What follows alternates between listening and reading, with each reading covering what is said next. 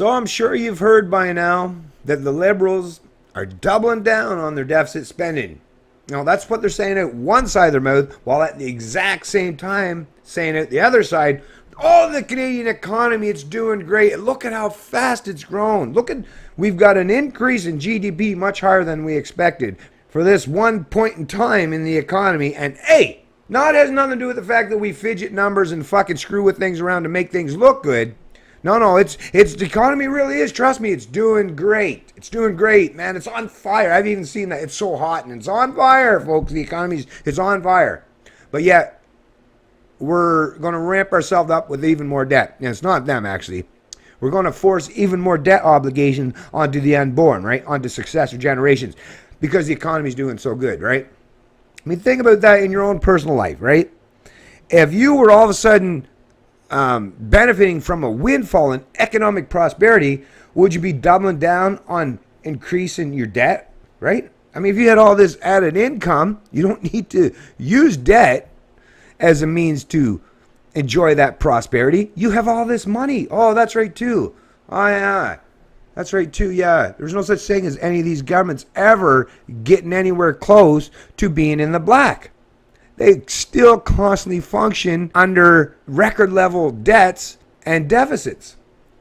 So, like I say, with this, it's political doublespeak. It's snake oil salesman tactics that a lot of Canadians seem to be more than willing to fall for. Like, I just don't understand how it is. Although when I read sometimes some of these articles on CBC, although they, the moderators are like fucking central planning petty tyrants on their own, but they will, once in a while, I guess it's because they want to gauge public opinion when they'll allow your opinions and your comments on these particular articles or these subjects.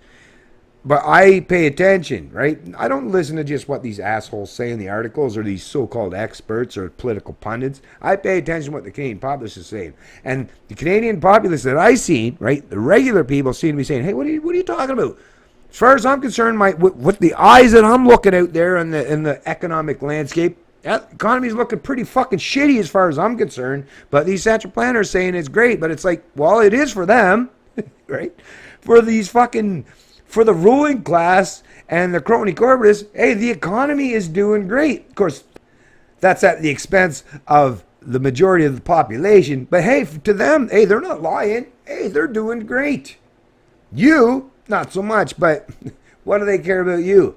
You're just a subject. You're just a serf, meant to loyally and obediently serve your ruling class. So the Liberals, they thank you. They thank you, Canada. They thank most of you loyal subjects, serfs, and slaves. They thank you for your continued indentured servitude and service to their needs. While they're standing on high and looking down upon you, there's some part of them's like, thank you for being good slaves. I really appreciate it. I'm not going to reward you because that's not really good, if you reward people, they expect more, right? So yeah, I'm not going to really reward you, but hey, we're entitled to it. So, of course we're going to reward ourselves.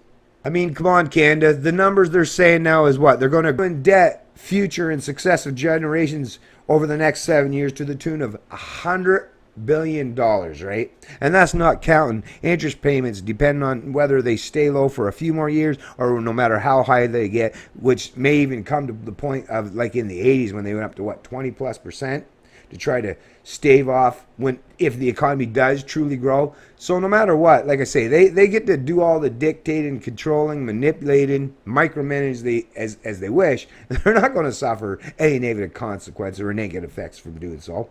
You will. Whether it's now, in a couple of years, or 5 years, or 10 years, you will suffer for all this fucking central planning, this micromanage of the economy, right?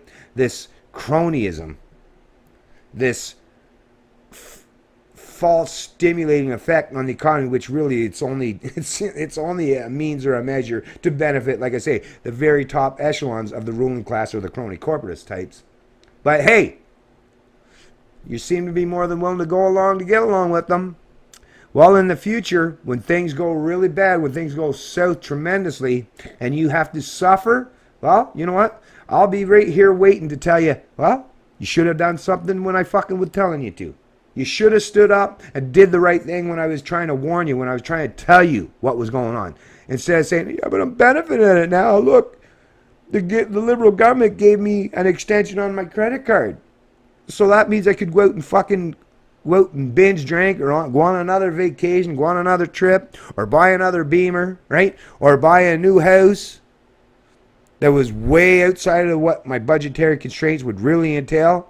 But hey, you were enjoying that rush, right? You had that needle stuck in your arm and you were like, hey, don't try to stop me from enjoying this rush.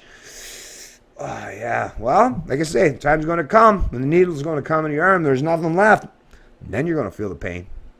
And I'll be waiting right here at that time, at that junction to say, sucks, don't it? Suffer, motherfucker. Suffer. It's Canadian Libertarian, and I love liberty.